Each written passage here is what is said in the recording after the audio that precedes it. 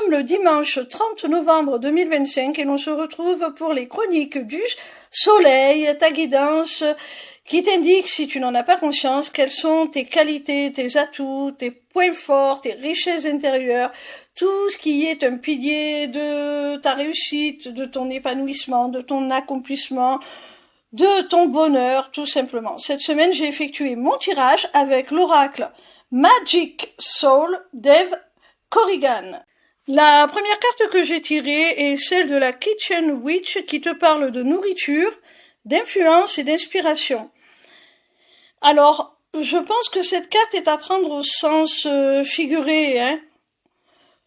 Elle nous montre que tu as la capacité de nourrir ton inspiration de chaque relation, de chaque événement, de chaque situation que tu vis, que tu rencontres. Et ça te permet tout simplement de retranscrire cette inspiration dans une énergie créatrice et très productive. La seconde carte que j'ai tirée est celle de l'avatar Magic. Elle te parle de métamorphose, d'incarner et de se révéler. Cette carte nous montre, mon petit rayon, que tu as la faculté de visualiser ton toi futur tel que tu souhaiterais qu'il soit, avec la vie que tu souhaiterais qu'il ait. Tu le visualises, tu t'en imprègnes et tu incarnes déjà ce personnage dans ton présent. Et ça finit par te transformer.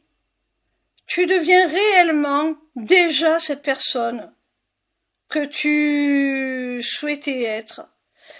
Tu l'incarnes totalement et c'est transformateur pour toi comme pour ta réalité. La troisième carte que j'ai tirée se nomme les cristaux et elle te parle de guérison, de limites et de besoins.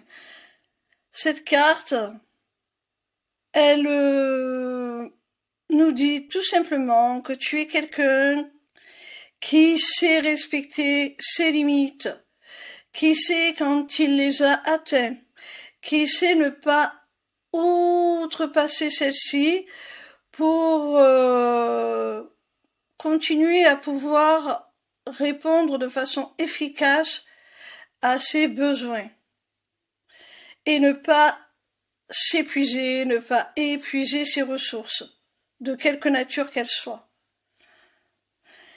Et cette faculté-là, elle te permet tout simplement de récupérer beaucoup plus vite, de guérir beaucoup plus vite, lorsque ton intégrité physique ou mentale est mise à mal par les aléas de la vie. La quatrième carte que j'ai tirée te dit non.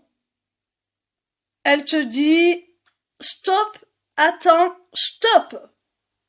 Donne-toi le temps. Alors, cette carte, elle nous montre que tu sais prendre ton temps. Tu sais quand il est nécessaire de faire une pause. Tu sais quand il est nécessaire de prendre du recul pour ne pas se lancer dans l'action de façon un petit peu trop impulsive, irréfléchie. Tu as cette pondération qui te permet d'éviter certaines prises de risques inutiles.